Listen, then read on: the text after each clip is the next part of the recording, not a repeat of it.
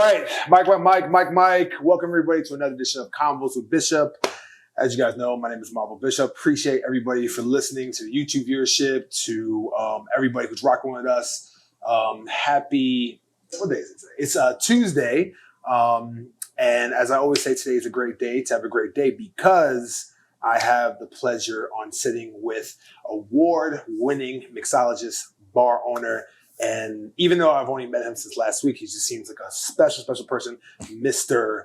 David Cedeno. Nice. Thank you for having me, brother. I appreciate it. I appreciate you opening up your home. Anytime. Your minibar. Congrats on the minibar, by the way. Thank you very much.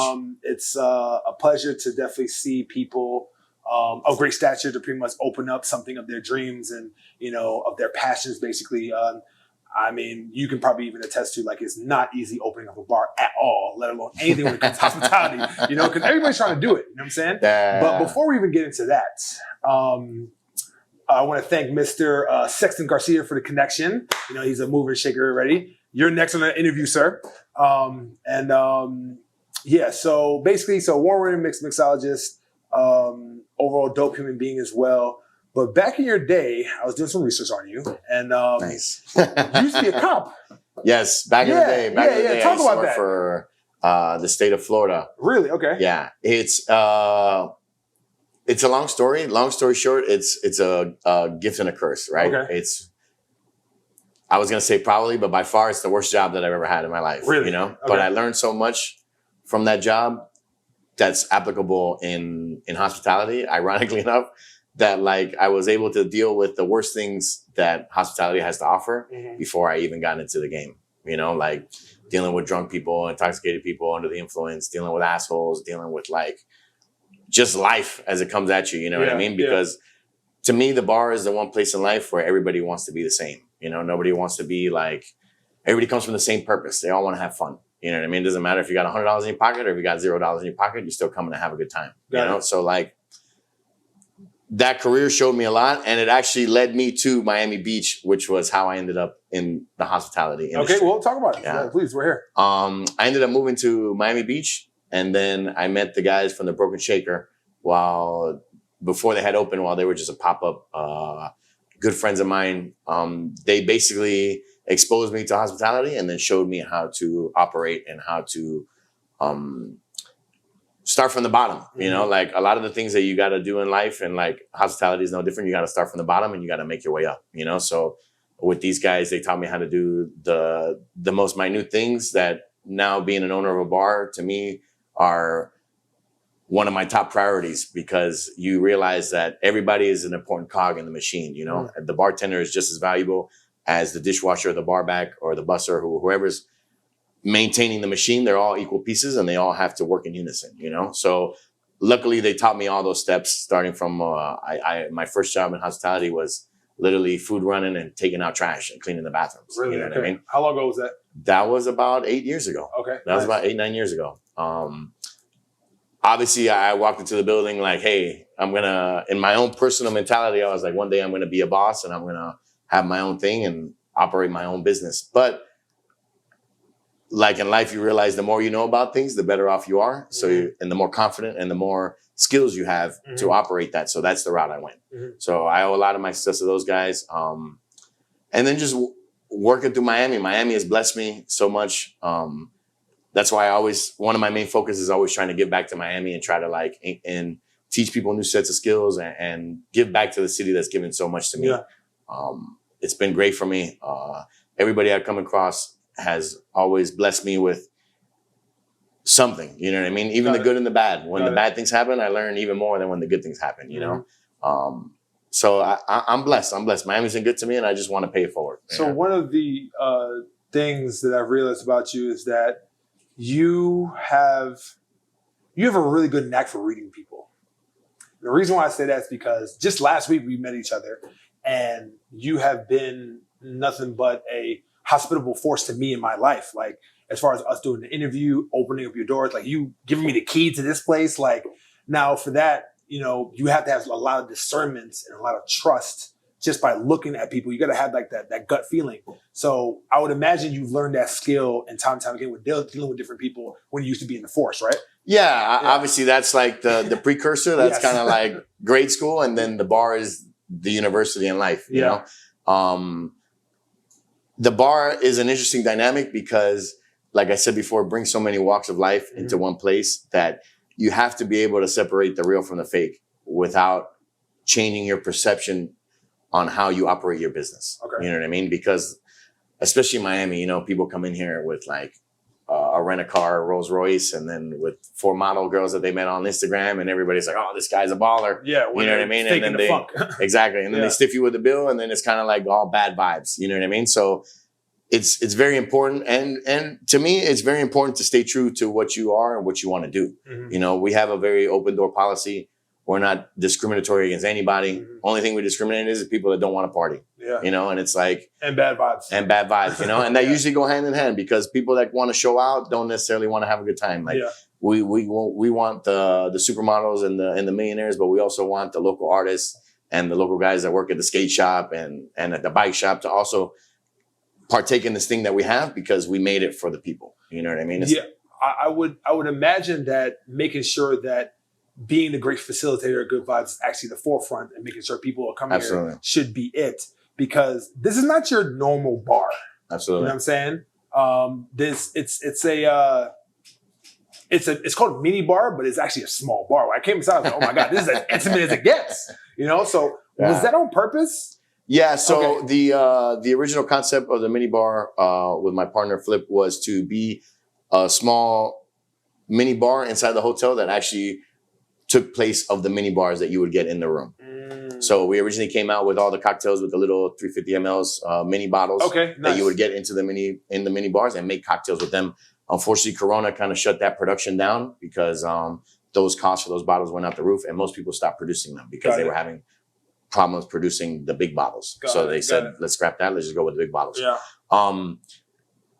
If you've ever been to mini bar, you know mini bar is very much about a vibe. You know, it's very much about an energy. It's very much about hospitality, energy, and good times. And we try very hard to tailor that without discriminating, right? Because old school Miami up till probably, I mean, even a lot of places right now, but old school Miami would be the place where you pull up to the door, they look at you and be like, hey, you get in, everybody else, we can't let you in. That's usually the forefront of Miami, unfortunately. We want to be the type of guys that let everybody in. And if you're an asshole, then we'll kick you out. You know what I mean? Like, but if you're killing the vibes, we'll kick you out. But if everybody has something to contribute, you know what I mean? And like, I think that's what makes Minibar special is the different walks of life and the different type of people that come in and contribute to the overall vibe, you know? We have a DJ. We have nights where this place is packed. You know what I mean? And you think it'd be way bigger than the 300 square feet that the bar actually is. Yeah, I'm pretty sure you guys definitely stack some people up in here. Yeah. Not people like me, though. Not people like me. When I came up here, oh my God, Dave, I love this spot. But I don't know if I can come here because I'm like, I might just bump into something. No, I'm just joking. But no, that's dope, man. So you being a mixologist, right? And you pretty much being like a master of the spirits, basically, right? Did that play a role into the making of the mini bar? Well, the reason I'm asking is because I would definitely take somebody out here to really learn and really understand how drinks are made, even from a perspective end. Not saying that, okay, this is how you do like three spots of Prosecco, not really like literally, but more from like a visionary standpoint, because everything is so intimate here. Everything is so close that you can't help to see what's happening in front of your drink right now.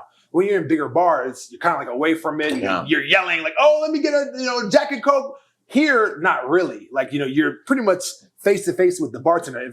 Am I making sense? Yeah. No, what we wanted to do with the concept of here was a lot of times, especially Miami. Like I said, Miami has been blowing up. It's been really good to me.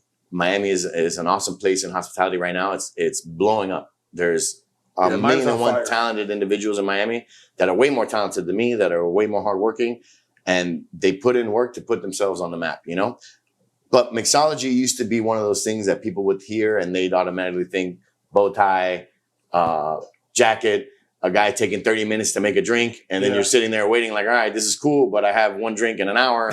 When I go to a bar, I can have 5 drinks in an hour and have the same amount of fun. So our idea was to kind of cut that stereotype out and make it and replace it with genuine good vibes, you know, and genuine energy that people want to hang out and participate in. So all the guys here, I've like hand selected them. I've hand trained them. Nice. They basically apprentice under me. Nice. And I've put in a lot of time, and it's probably the most rewarding part of my job, to be honest with you. Why do you say that? It's just teaching somebody a skill set that they can use for the rest of their lives. You know, it doesn't matter if they're here, Singapore, France, you know, anywhere they want to be. You know how to make a Vucare or a Boulevardier or a Sazerac or old fashioned margarita. These drinks are international. You know what I mean? They're not necessarily local to the United States. So you drop somebody off in Thailand and they can make you the best old fashioned. He's going to have a job for the rest of his life, you know, or she's going to have a job for the rest of his life. Here, it's very, I want to say, craft forward without the mixology part, right? Because if you go back to the meaning of mixologist was what they used to put on their W-2s back in the 1900s to say that they were a professional bartender, that they weren't a part-time bartender, or they weren't it was something I do on the weekends. It was, hey, this is my profession. This is what I'm proud of. And this is what I do for a living. Okay. So from that phrase came the term that we all see today with the handlebar mustaches and the tattoos and everything like that. But like really all a mixologist is a professional bartender. And I wholeheartedly believe that my crew and the people that we influence are professionals. You know, they're dealing with alcohol. They're dealing with people that are in a different state of mind, and they're always thinking professionalism. So there's no difference between a bartender and a mixologist. No, I mean now people get a little finicky with that. Yeah, you know? You know? As somebody who could say that I would fit into both categories, I tell you there's no difference. Okay. Right? If you go to a place and you hear these guys are mixologists, you assume that they're going to be slapping the mint and burning the fruit and like and smoking. Exactly. But like to me, that's all flair. You know what I mean? Because what we're all looking for is the same thing. It's outside of the tin, like I like to tell these guys. 90% of the job that we do is outside of the glass, right? Obviously, you make shitty drinks, people are going to stop ordering from you, right? But if you make the best drinks and you have a shitty attitude, people are going to start ordering from you way faster, you know? So it's kind of one of those things that everybody here knows how to do that, but they don't push that. They push the service and they push the energy of having a great time. Obviously, Corona has been something that's changed our lives completely, you know? Yeah, for the rest of our lives, People gone from a fear of giving the old hug, the Miami hug and kiss, to like, hey, give me 6 feet. And if you sneeze more than once, get the fuck out of here. You know, like the main thing that we've wanted to do is to get rid of that stigma and to kind of bring everybody back to how we were before. You know, alcohol is one of the few things in life that no matter what's going on in the world is always going to be present. Like it's always going to be a demand for it. And there'll always be a need for people that can provide this for the masses, you know? But our team is very focused on service, and I wouldn't say as much as the mixology aspect. Obviously, we can make the fanciest of cocktails, but I hate to keep using the word, but it's more about an energy, you know? No, of course. That's what it is. That's what it is, you know? One thing I want to ask you, too, is that, you know, with like your great discernment and your great skills as far as like really knowing like what makes, you know, a great mixologist, bartender, whatever it is, like, do you have like a vetting process?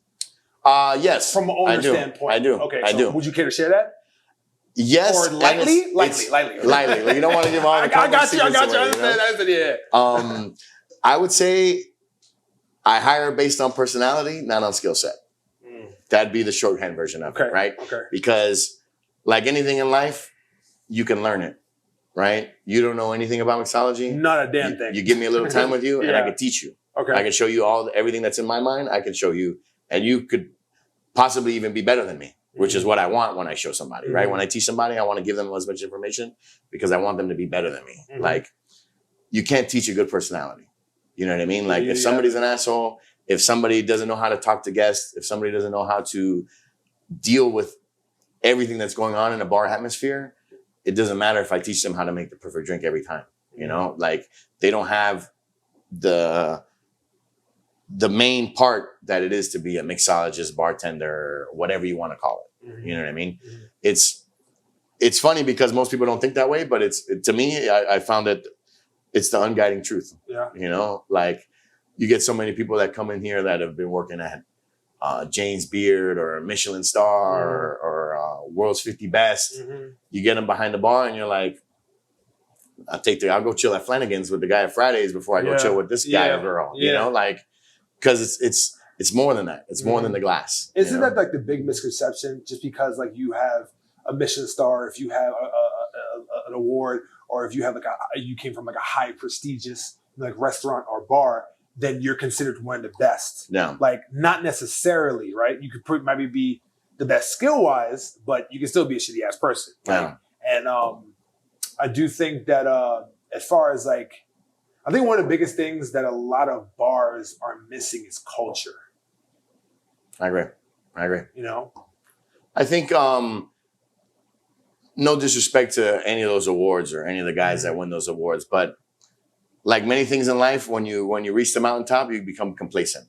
And then, especially in this game of owning a bar, there's a delayed reaction to the events that you create as to the exposure that when they get to the general customer, right? So what I mean by that is, let's say a James Beard Award, right? It takes you years to get a James Beard Award. By the time you get that award and the people hear about that award, that's 6 months after you won that award. There's a 90% chance that most of your crew that helped you get that James Beard Award no longer works in that building. And they're somewhere else. Now, your culture, as you like to say, which I think is the perfect word, your ethos of the business is no longer in place because all the people that helped you get to the mountaintop are no longer there. So now all the people that are finding out about it are coming to this place and being like, let's use me, for example. Hey, I came to see Dave at Minibar, and Dave's not there. You know what I mean? Regardless of whether I'm here or not, the same message and the same service is getting pushed, you know? And that's the thing that happens in a lot of these places where they become the best. Everybody in there is world class. Everybody in there is award winner. And then when the general public finds out about it, and the guys from all the way in West Kendall and Hialeah, Doral, and they come over there and they see it, they're like, what is this? This isn't what was sold to me, basically, in these press releases and articles and everything like that. I think that's a big key because you hear of places like Max Deuce, which is probably like the grimiest of the dive bars. It's also the oldest bar in Miami Beach. You think that, at least in my eyes, that is better than getting any James Beard Award. You know what I mean? If you can last in business for 50 years or 100 years or whatever the years may be, it's because people still want your product.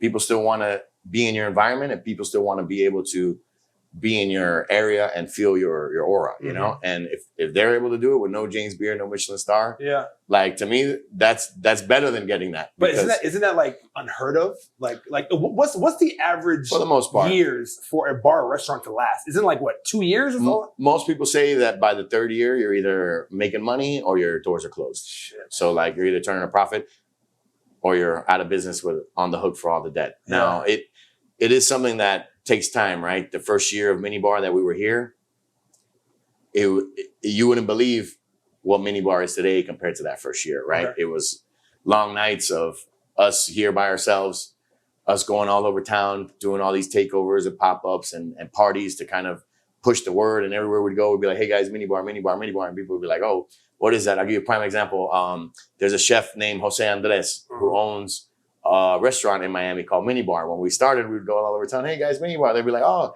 yeah, we've been to that place in DC. And I'm like, no, Minibar Miami, 5th and Meridian, bro. Come by, the little mini bottles. You know, and it built into something that 2 years later, we were able to reap the rewards and have this place packed every night. You know, Corona was actually one of the best things that ever happened to us as far as growing the business. But it took in a lot of hours and a lot of time of not seeing anything pay off and dedication, because obviously when you put in that work, you don't see the rewards of it. You kind of get a little complacent and you're just like, oh man, is this really what I want to do? And luckily me and my whole team had that dedication and had that work ethic to be like, hey, we're going to give this 100% and we're going to make this the hottest spot in town. So I'm thinking of 3 different words that actually describe your bar. And let me know if I'm wrong or I'm not. Intimacy, culture, and relationships. Absolutely. We already talked about the first 2, but I think the last one, relationships, I think is one of the biggest things, if not the biggest thing, because the type of people that come here, not only that they have to be, you know, good people and good vibes, whatever, but then it also takes another effort to pretty much build those relationships. Now, one of the things that I've realized by meeting you through Sexton is that I can just tell that you're all about relationships. So talk to me about the process and the journey of building the relationships from you first being cop, bartender, all that, and owning to your own bar. Like, talk to me about like the importance of that and the journey with that. I mean, back to the law enforcement, there's a phrase that they use in the prison, you got to keep your face clean. You know what I mean? Like everywhere I go and every relationship that I make and every connection that I make, I try to keep my reputation and my word intact. You know, like, that's how I ended up owning the Minibar. You know, nice. my partners believed in me. They had, I don't know what the right word is, the gumption, I guess, to actually take that risk on somebody who hadn't been an owner before and hadn't been the man at these big places like Live and Store or the Grumman's or the whatever the big guy is. You know what I mean? I didn't come from. Well, you said his first name, so that's a start. Yeah, I didn't come from the big time schools that people would think. You know what I mean? I came from law enforcement, so that was my start. Like even when I learned how to bartend, my friendships and my relationship opened those doors to be able to learn a skill set, to be able to own my own business, to be able to meet you. You know what I mean? And to be able to meet all these people that have blessed me in my life so much that I feel that I have to pay it forward. You know what I mean? And everybody that comes in contact with me that has the right energy, the right work ethic, and the right like heart, I try to push them as far as I can and help them come up as much as I can, because like that's what really helps me out. Yeah, like, especially in a day and age where people just want to just hold each other back as well too. Because, hey, listen, we can talk about all like the sweets and roses when it comes to nightlife and hospitality, but this is a very fucking cutthroat industry. No, absolutely. You're here today and gone tomorrow. And then most of your things end up coming down to relationships. Most of when you look for the lease on the building, you got to have a relationship with a realtor, and then hopefully you have a relationship with the owner. Yeah. When you go to open up your accounts to sell your distribution products, you got to have a relationship with your vendors, and you got to have a relationship with your accountant. You know what I mean? When you get to the customer base, you got to have a relationship with your customers and with the manager and with the bartender, because they're all very integral part of what's going to happen. You know, a lot of the things that we've done here at the Minibar have been accomplished by relationships. You know, I remember when we first opened, I'd go to people and I'd be like, "Hey, let me throw a party at your place.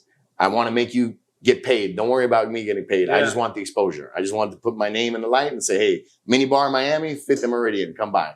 And that's what we did. We'd go all over town and we go, and then we tell them, hey, now come to the bar and throw a party for us. Yeah. Or let's go throw a party downtown. Or let's go throw a party in New York. Let's go throw a party anywhere that we can all build on each other and help grow. And those relationships have taken us way further. That we basically have a triangle of businesses in South the 5th that all feed off of that synergy, you know, and all feed all those relationships, because everywhere you go, it's like, hey, I know Sexton, you know, and oh, you know Sexton, you must know Dave. Oh, you know Dave, you know. It's just a whirlwind of just beautiful connections and relationships, and especially in a place that it may be a little bit hard to find good people, but at the same time, if you actually look in the right places and you pretty much at the right time, you can find those right people. No, absolutely. You know, to go back a little bit what we were talking before. To me, Miami is the new hotspot in hospitality in Miami, right? I mean, in the country, right? You see Corona kind of killed off New York and LA. Austin has always been blooming, but we've always been ahead of it. And with Corona, we never really slowed down. We kind of stayed on track. So we've made up that gap. To me, you look around downtown, Brickell, Midtown, Wynwood, the beach, you'll get some of the best products that you've had all over the country. You know what I mean? Like, everybody in Miami that does this has a talent and has a dedication, because we're from the bottom. We started from the bottom, you know, like nobody respects Miami when it comes to, everybody thinks it's the club and the party and the drugs. And it's like, when you come out with, for example, nobody has a Michelin star in Miami. You know what I mean? Like, really? Yeah. I'm almost 100% positive that there is no Miami-based person that has a Michelin star. Holy shit. We still keep going at it. You know what I mean? And every year, you see somebody, a new chef or a new bartender or a new mixologist or a new curator or an event planner open up a new spot and go at it. And I love that. You know what I mean? Because like, I'll be the first one there supporting it, because the bigger the city gets, the bigger we all get, you know? And it kind of ties back into the relationships, because I want to put Miami on any chance I get. Yeah, you know what I mean? Definitely. Everywhere I go, I'm like, yo, Dade County, baby. And I'm from Los Angeles. You know what I mean? I'm born in Long Beach Memorial Hospital. But Miami's been so good to me, and the people in Miami have been so good to me, that I want to be able to leave a mark and say that the guys from the Minibar helped put people on. You know, we ended up clearing a way and clearing a door for everybody, or somebody watching this interview right now that says, hey, I want to get into the bar game. I want to inspire people, and I want to be able to teach people to do what was given to me, you know, because that's the way that I was blessed into the game. Yeah. So I'm all about relationships. Like that's my main key. And I suggest that to anybody because it helps grow. You never know who's sitting across from you. No, facts. You know? And because since you're all about relationships, I would guarantee that's like one of the reasons why you had that phenomenal article / interview with Deco Drive. Yes. Yeah. So talk to me about that, man, because I feel like that's one of like your crowning achievements. I feel like. Nice. Pretty much you nailed it on the head. One of my good friends, shout out my boy Gabby, works for Deco Drive, works for Channel 7. Dope. He wanted to help me out and kind of give me a little advantage to the rest of the people trying to compete to get on Deco Drive, you know, and he gave us the opportunity, and it was a blessing, you know. We were able to get a lot of people's attention to focus on what it is that we were trying to do. I don't know if you saw the interview, but it was kind of like just exposing people to the local environment, you know. Everybody that was here was a local in the shot. Everybody like knew us. It wasn't anybody that we just pulled off the street and were like, hey, stand here. They were all like local people that still come here to this day. Nice. You know, and like we try to make those lasting connections because that's what, and I hate to go back to it, but like relationships and connections hold you through the rough times, right? When the city shut us down in March, everybody was in here supporting us. You know what I mean? Good. When we made the call and we were like, hey, we're going to sell these bottles through Instagram and IG Live, and I'm going to make your drinks online while you order them on the phone and I'll send it to you. Yeah. The people came out and supported us. We throw parties and we throw benefits for the school, for Miami-Dade County Animal Services. We do beach cleanups. We do things that involve the community, and the community always shows that love back. You know what I mean? And it's, to me, the most important part of this game. Because with that, I know that I'll be able to go through the rough patches, you know? Yeah. So when it comes to the pandemic, I believe and I know that one of the most beautiful things about this city, other than any other city in the United States, is that even though we had literally death in front of us, especially when it came to hospitality and other fields, nobody gave up on each other. Nobody did, you know? For you to face adversity pretty much at yourself right now, as far as like, oh my God, I don't even know when, you know, we'll probably be closed. I have no idea. But for the simple fact that you did not give up on your people that supported you, those people did not give up on you. Yeah. And I think that's a beautiful thing, you know? I agree with you 100%. It's something that still pays off to this day. You know, half of my crew that was here made it through Corona, you know what I mean? And they held us down the whole time. And there was days that we didn't know if we were going to eat. You know what I mean? There was days if we didn't know if we were going to be able to pay the rent or pay our personal rents or pay our gas, whatever it was. You know what I mean? And I remember the city of Miami came through heavy. Every bar or restaurant or chef, owner, mixologist that had the capacity was the first one out into the streets and saying, hey, you need a plate of food? Come by Brickell Ave. You know what I mean? Come to this place. You come to Baby Jane. You want to do something over here? Come to X place. You know what I mean? And then the liquor brands started getting involved and they're like, hey, let's pay these guys to do something. You know what I mean? To make a little liquor post online and send them a couple bags of food. You know what I mean? And then it's something that was able to hold people off.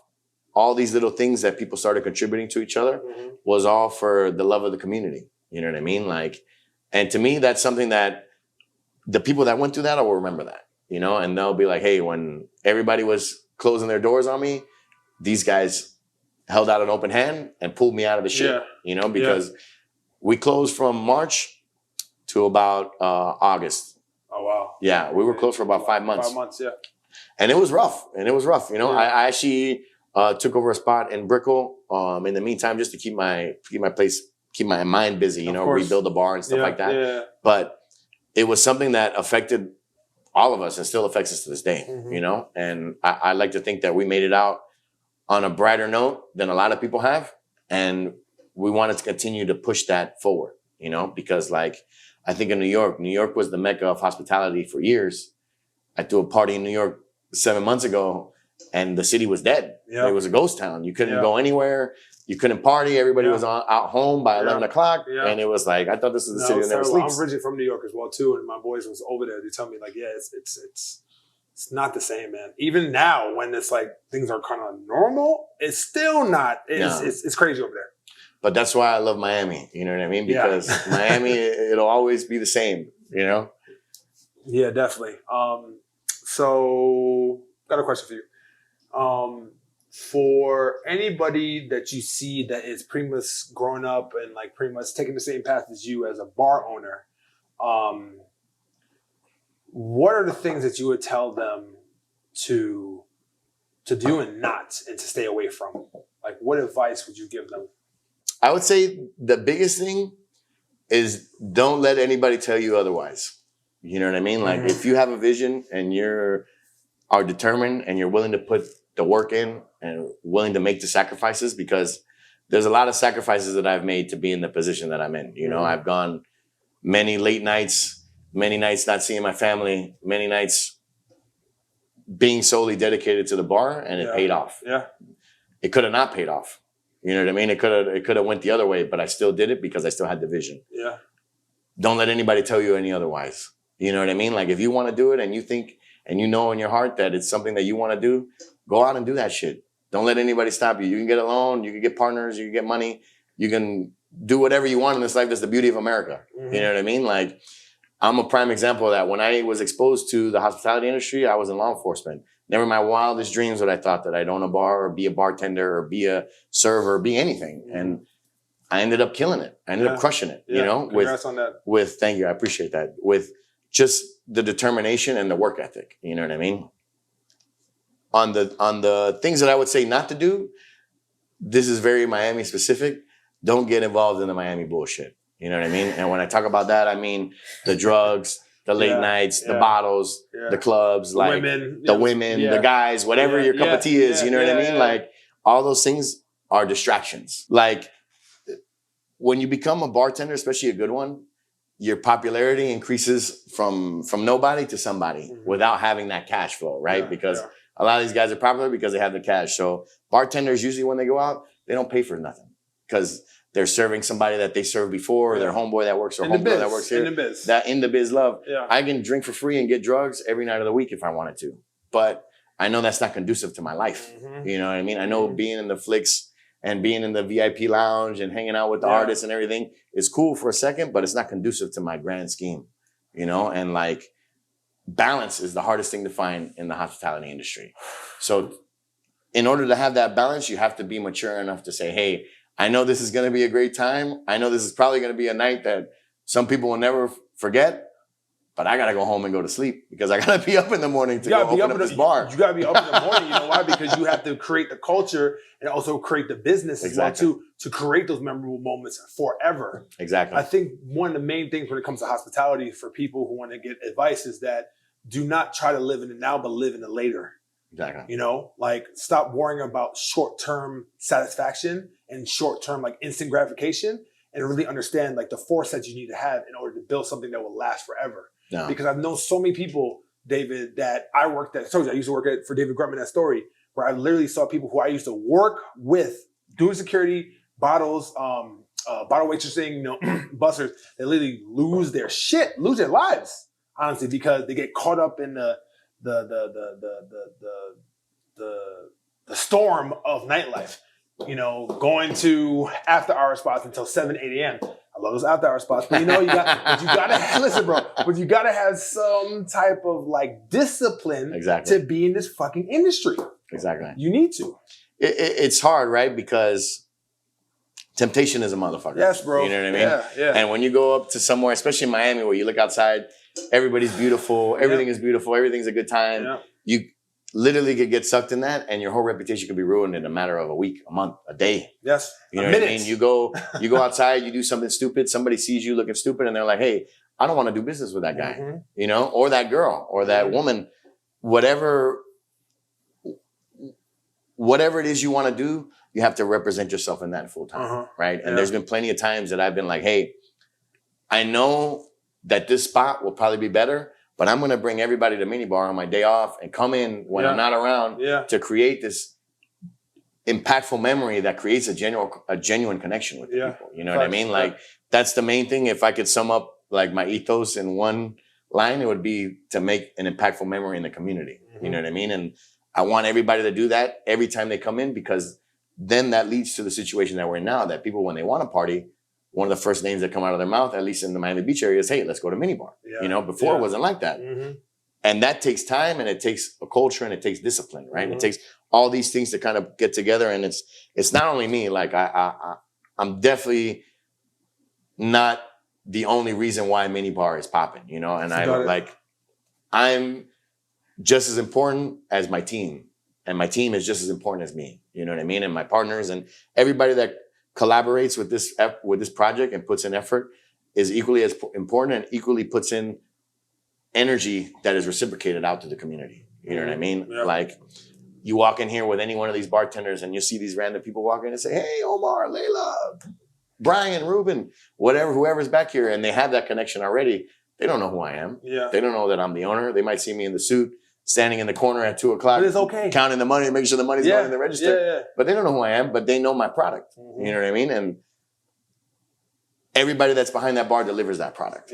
And that's the main thing. And to go back to what we were talking about before, like, don't be afraid to humble yourself as part B of that. Don't let anybody tell you to not be able to do something. You know what I mean? Like, my advice to the young entrepreneur, the young up-and-comer that wants to be in the hospitality business and wants to be in this game is start by humbling yourself the very second you tell yourself that nobody can tell you otherwise, right? Because it's very different.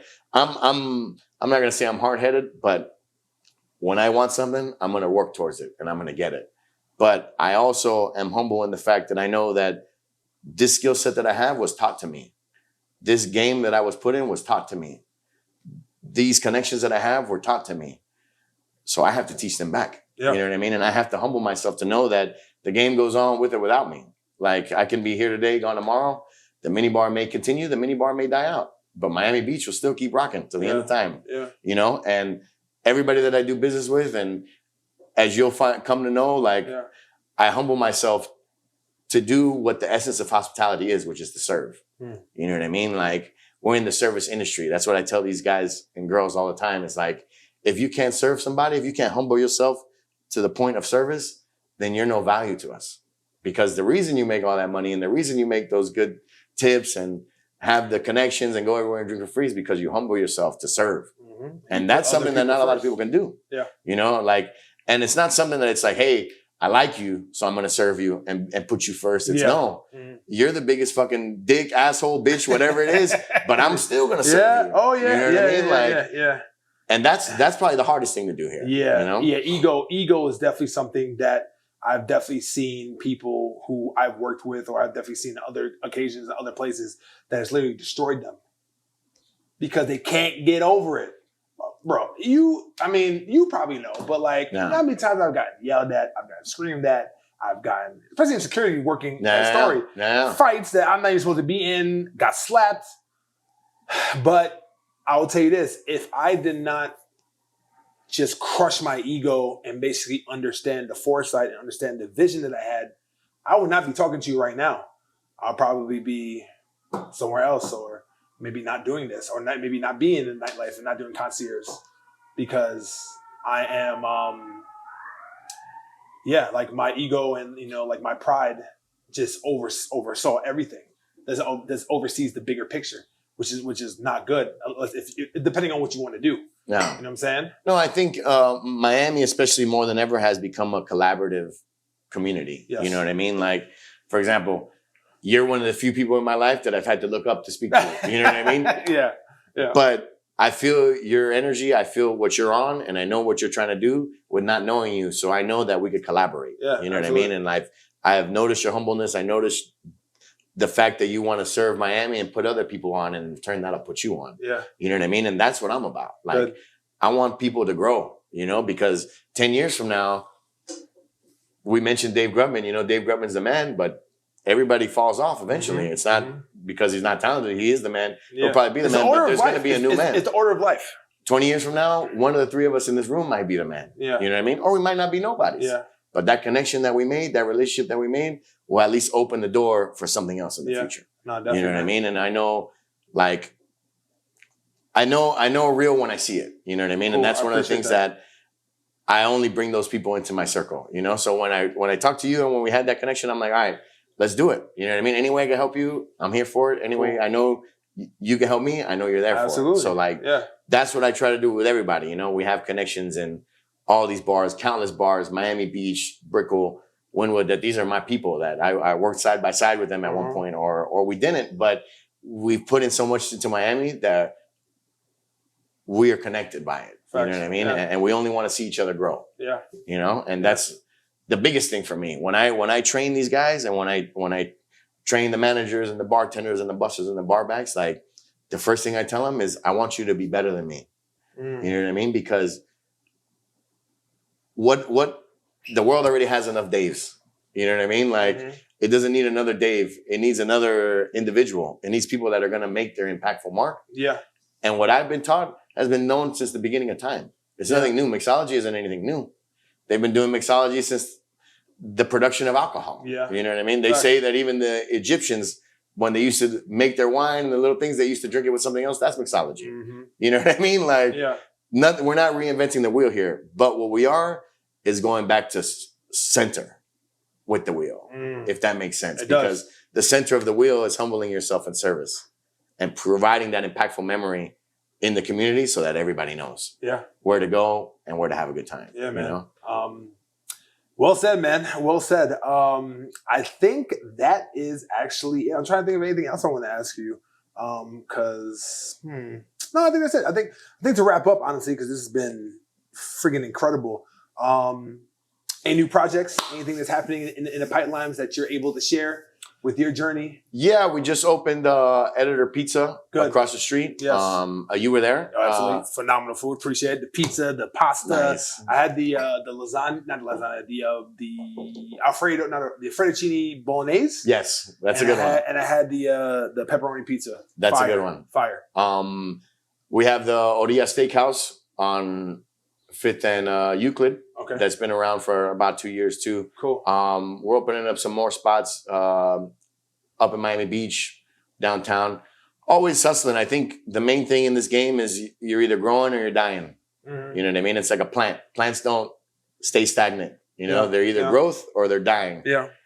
And I find that to be truth in everything, you know, and even in our career path is like, if we're not continuing to grow, we're only becoming more and more degenerative. Yeah, you know? Definitely. But we do have some more things coming, and we do have a lot of exciting new things in the pipeline. I just can't share too many of them. Any aspirations on opening a club? Ironically enough, we used to own a club. We used to own a club. It was called Sophie's. On 1st and Meridian. Oh, okay. And not to open things back up, but like that club was probably one of my only losses in this hospitality game, right? Okay. But from that club, I learned so much invaluable information that I do it over again. Of course. You know what I mean? Because like, you got to take the wins with the losses. Yeah. Right? No mistakes, only lessons. Exactly. And with that situation, I was given a wealth of knowledge that you can believe that I'm going to apply to the next club that we open. Yeah. And it's going to be a hit. Good. You know what I mean? And it's like a good dynamic to show too that you don't always win everything. You know what I mean? Like it was a reality check. It was another point to humble yourself and learn what it is. With the club thing, Miami's always been a club town, but I feel the hospitality dynamic is changing, right? People no longer want to go out and spend $1,000 for a table at a club and be yelling at each other like, "Hey, you want to go to Denny's?" You know what I mean? Like they want to be able to have that intimate conversation, to be able to talk, turn up if they want to, or turn down if they want to, whatever way they want to get to, you know? So the evolution of hospitality is changing too. So I think we need a little more info. Before I would go back into the clubs, I would need a little more info because like, you look at the grand scheme of thing, right? There's robots trying to replace these bartenders. You know, there's machines that are trying to take our jobs. It's crazy. So who knows? There's a whole other conversation that was Which I think, I'll give you my short point, bullet point of that.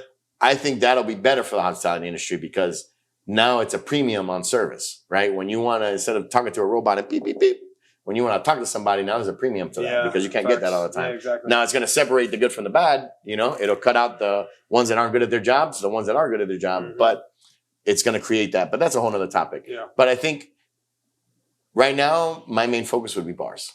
Because like I said, the bar is the one place in life that everybody's on the same mission. Yeah. You know, like nobody's thinking about being pretentious. Nobody's thinking about, oh, I want to look cool in the lights and get my name with the paparazzis and all that. They want to just, hey, let me get a drink and forget about what's going on outside of that door for at least 5 minutes. You know? Cool, man. Nah, man. Dave, man, it's definitely been great, man. Appreciate the conversation, man. Before Thank we you, leave, if we can get some seamless plugs for you, all like your tags, all your socials, so people can follow you and your entities as well. For sure. You follow me at It's Really David on Instagram. Also, Minibar Miami on Instagram. Minibarmiami.com is the website. And Fifth and Meridian, you always can find me there. Nice, man. Number one, Dave, appreciate everything that you do for this community as well, too. Congratulations. You as well, on brother. Thank you. the current achievements and the future achievements that you will have. Awesome. Thank you very much for that. I appreciate it. Until next time.